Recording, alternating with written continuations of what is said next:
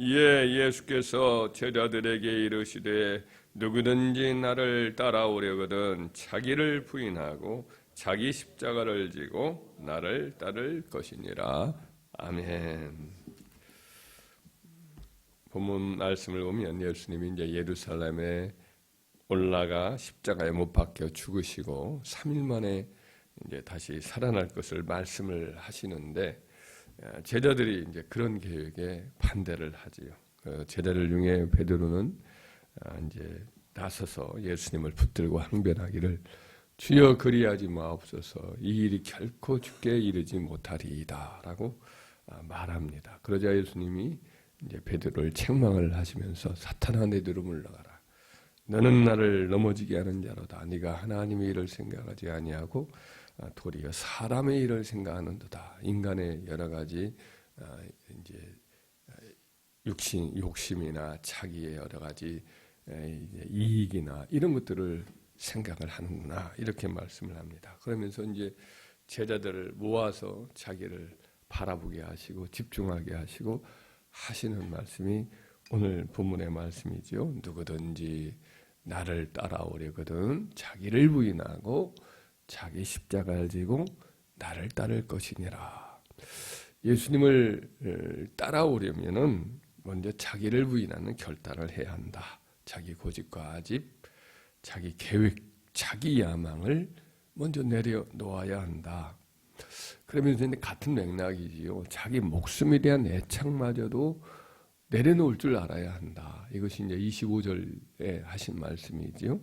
누구든지 다 한번 같이 읽어볼까요? 누구든지 제 목숨을 구원하고자 하면 잃을 것이요 누구든지 나를 위하여 제 목숨을 잃으면 찾으리라. 우리 목숨마저도 내려놓아야 주님과 동행할 수 있다는 거죠. 또 나가서는 세상적인 애착, 세상에 대한 미련, 세상에 대한 사랑도 내려놓아야 한다. 26절 말씀 같이 읽어볼까요? 사람이 만일 온 천하를 얻고도 제 목숨을 잃으면 무엇이 유익하리요? 사람이 무엇을 주고 제 목숨과 바꾸겠느냐? 여기서 목숨은 이제 자기 영혼을 가리키는 건데 온 천을 얻는 것 이것과 영혼을 바꿀 수는 없다는 거지요. 그래서 온 천을 얻는 것, 세상의 명예, 세상의 인기, 세상의 재물과 부귀, 공명과 성공도 이것도 주님을 따라갈 때 이것을 방해가 된다면 이것마저도 내려놔야 한다. 자기 목숨, 세상에 대한 여러 가지 성공과 영광, 또 자기 애착, 자기 중심, 자기 고집, 자기 계획, 자기 중심으로 사고하는 것 이것도 다 내려놔야 된다는 거예요. 그러니까 주님을 따라가려면은 자기를 부인하는 것, 십자가를 진다는 말은 같은 말의 반복일 수 있습니다. 자기 십자가를 진다는 것, 자기를 부인하는 거지요. 그래서 자기를 내려놔야 한결같이 주님과 동행할 수가 있는 거예요. 아모스 3장 1절 이하에 보면 이스라엘 자손들아 여호와께서 예대하여 이르시는 이 말씀을 들으라. 애굽 땅에서 인도하여 올리신 모든 족속에 대하여 이르시기를 내가 땅의 모든 족속 가운데 오직 너희만 알았나니. 이 안다는 단어, 야다란 단어는 이스라엘 백성들에게 사랑한다는 말이에요. 결혼한다는 뜻이. 내가 수많은 민족과 족속들이 있지만 오직 너희 이스라엘 백성만 내 아내로 내가 삼았다. 너희만 내가 사랑했다. 너희만 나의 이제 깊은 교제를 나누는 대상으로 삼았다. 그러므로 내가 너희 모든 죄악을 너희에게 보응하리라 하셨나니. 그럴수록 더욱더 아내이기 때문에 더 많은 애정을 요구하는 건 당연하지요. 내게만 순결하고. 다른 안악을 향해서 말하겠어요. 자기 아내이기 때문에 이스라엘 백성에게 다른 신을 섬기지 말고 나만 섬기라. 이렇게 요구하고 그렇지 않으면 질투하시는 거죠. 그런 보응하리라 하셨나니 두 사람의 뜻이 같이 하는데 어찌 동행하겠으며 이 말을 합니다. 두 사람의 뜻이 같지 않으면 어찌 동행하겠느냐. 여행하다 보면 이렇게 고등학교 때 이제 중학교 친구들하고 같이 고등학교 졸업하고 대학교 1학년 때 했던 것 같은데 지리산을 함께 갔어요. 지리산에 중학교 친구들 중심으로 해서 지리산을 한번 가서 여행을 했는데 성격들이 그때 다 나타나더라고요. 먼저 가는 친구, 가려고 하는 친구도 있고 좀 쉬었다가 하자. 아니 우리가 뭐 여기 놀러 왔지 이거 뭐 우리가 지리산 정복하러 왔느냐? 아이 죽겠다 그러면서 쉬었다 가자는 친구도 있고 앞서가자는 친구도 있고 화를 내는 친구도 있고 주도권을 잡으려는 친구도 있고 그 다음에는 하여튼 뱀사골이라고 지리산 뱀사골 거기서 물 좀 담그고 나서는 참 시원하더라고요. 지리산 뱀사골이 물이 참 맑고 다시 가고 싶을 정도로 그때 좋았는데 그리고 나서는 다시는 함께 가자는 말을 꺼내는 친구들이 없어요. 워낙 성격이 제각각이어서 그때 다들 그냥 그 다음에는 여행 가자는 말을 하지 않았던 것으로 기억이 납니다. 야, 이 여행이 뜻이 맞아야 여행이 즐겁구나. 뜻이 맞지 않으면 아주 힘들더라고요. 갈 때는 좋았는데 출발은 아주 신선하고 좋았는데 나중에는 참 힘들었던 기억이 납니다. 하나님과의 관계도 마찬가지. 하나님과의 관계도 뜻이 맞아야 되는 거예요. 다윗은 뜻이 맞았던 것 같아요.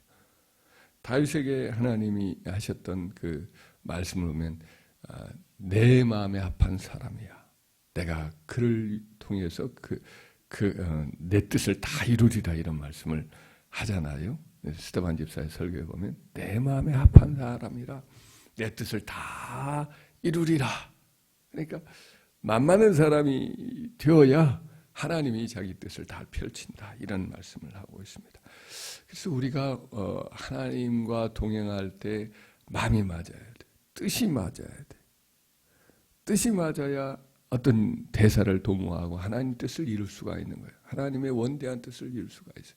우리가 어떻게 하나님의 그 크고 위대하신 하나님, 온 세상을 창조하신 하나님, 전지전능하신 하나님과 뜻이 맞겠어요. 우리도 내 알량한 뜻이 있잖아요. 내 계획이 있고 내 생각이 있고 이것에 맞추다 보면 크고 자유로우시고 모든 미래를 다 알고 계시고 원대한 하나님의 구원의 계획을 갖고 계신 그분의 뜻을 어떻게 우리가 알고 맞출 수가 있겠어요. 그래서 우리가 맞을 때도 있죠. 성령으로 충만하면 맞을 때가 있어요. 그러나 많이들 틀리거든요. 많이들 틀릴 수 있으니까 어떻게 해야 되겠어요? 주도권을 맡겨드려야 돼요. 그분에게 주도권을 드려야 돼요. 내 뜻을 먼저 내려놓아야 마음이 맞고 그분이 언제나 원하실 때로 언제나 내가 비어있는 심령이 되어야 그분이 우리를 통해서 마음껏 일을 할 수가 있는 것 아니겠어요? 사울은 그러지는 못했어요. 사울을 통해 기스의 아들 사울을 통해서 이스라엘 백성들을 이제 다스리려고 했는데 언제나 자기 고집이 많았어요. 자기 뜻이 많았어요. 자기 주장이 많았어요. 자기 명예가 더 소중했어요. 결국에는 성령님이 그를 떠나시잖아요. 그러자 이제 귀신이 그의 마음을 사로잡아서 완전히 그의 영혼을 자기 마음대로 막 휘젓고 다니잖아요. 그래서 결국은 그를 버리게 되지요. 그런데 사도 바울은 보면 사도 바울은 좀 참 성령께 마음껏 쓰임을 받았는데 이분은 언제나 하나님 뜻에 자기를 맞추는 그런 것이 참 잘했던 것 같아요. 성령께 언제나 자기를 맞춰드렸던 것 같아요. 예수님을 그렇게 이단의 교수로 알고 핍박하던 그가 다메섹성에서 나는 네가 핍박하는 나사렛 예수니라 하자마자 뭐 자기가 그동안 막 그렇게 핍박했던 그 모든 것을 다 금세 내려놓고 그때부터 주여 내가 무엇을 하리까 즉각적으로 순종하려고 자기의 모든 것을 내려놓고 행동하고 맞춰드리잖아요. 성령님과 동행하면서 이방인의 사도로 나섰을 때 2차 선교여행 출발을 했는데 자기 마음에 있는 소아시아 지역에 가서 복음을 전하고자 이제 지금의 튀르키예 서남부 지역이지요. 거기가 사람들이 많이 살고 또 계명된 곳이기 때문에 거기서 일하려고 마음을 먹었는데 예수의 영이 성령께서 막아요. 그래서 반대쪽으로 이제 위쪽으로 비두니아 쪽으로 본도 쪽으로 올라가려고 하니까 또 이 주의 영이 또 막는단 말이죠. 그래서 또 그 말이 또 순종을 하고 어디로 가는지 알지 못하니까 오던 길에서 같은 방향으로 그냥 서쪽으로 가다가 트로아라고 하는 항구가 도착을 해요. 거기는 이제 해안지대니까 어떻게 해야 되지 하고는 해안지대 저 너머에는 생각지도 않은 에게해가 있고 유럽이 있고 그래서 거기는 생각도 못했던 입장이어서 그러고 있는데 갑자기 밤에 기도하고 있는데 환상이 보이죠. 마케도냐 사람 하나가 손짓을 하면서 건너와서 우리를 도우라 하는 환상이 보여요.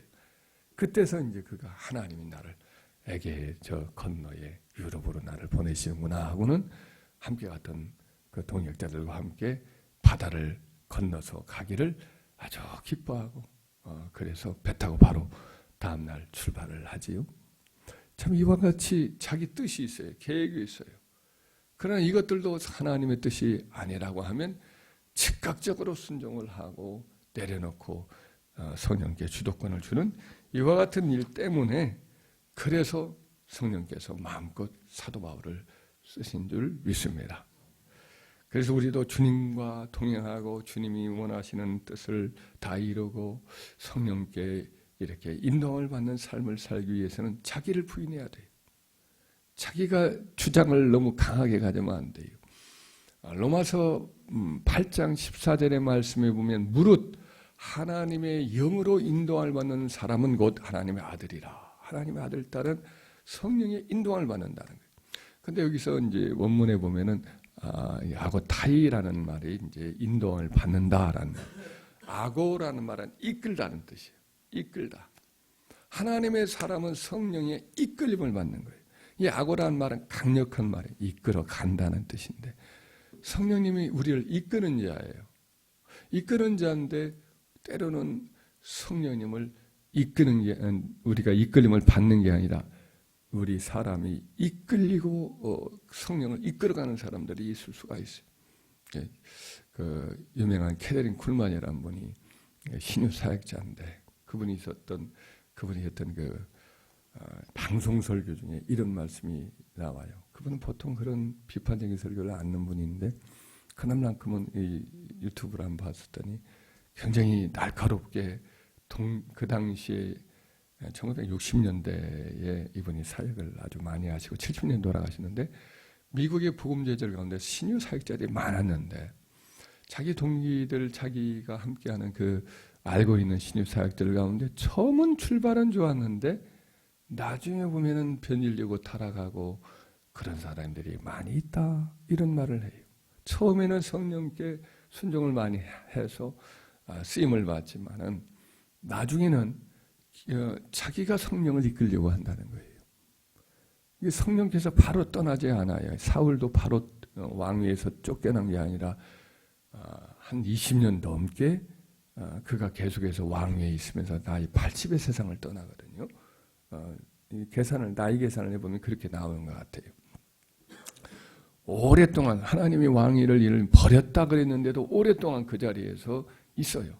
다윗이 나타날 때까지 그러니까 하나님이 기다리는 거죠. 그가 훈련받을 때까지. 그러니까 이와 같이 해서 여전히 자기 일을 하는 거예요. 병도 고침이 나타나는 거예요. 성령께서 왔으나 그에게 바로 떠나지 않고 은사가 나타나는 거예요. 나쁜 짓을 해도 거짓말도 하고 돈 욕심을 부리고 육신 도덕적으로 타락을 해도 그래서 성령이 바로 안 떠나는 거예요. 성령의 자력이 남아있는 거예요. 병도 낫고 귀신도 떠나가는 거예요.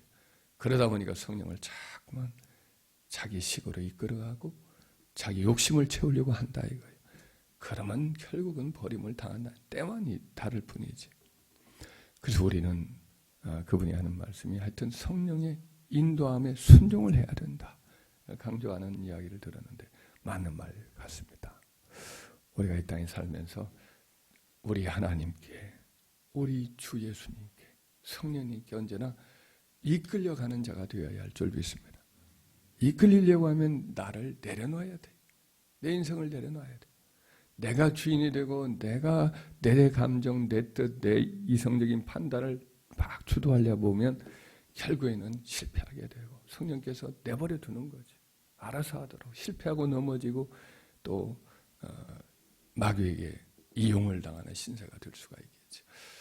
누구든지 나를 따라오려거든. 자기를 부인하고 자기 십자가를 지고 나를 따를 것이니라. 자기 부인이 참 힘들지요. 어렵지만 이 일을 평생에 늘 힘써서 주님이 우리 삶의 주인 되어서 우리 인생을 통해서 하나님의 뜻을 이루고 맡겨주신 사명을 다 온전히 우리가 감당하여서 주님의 영광을 나타나고 주의 우리를 향한 뜻을 다 성취하여서 하나님 앞에 서는 그날에 잘했다 칭찬받는 주의 제자를 되기를 주의 이름으로 축원합니다.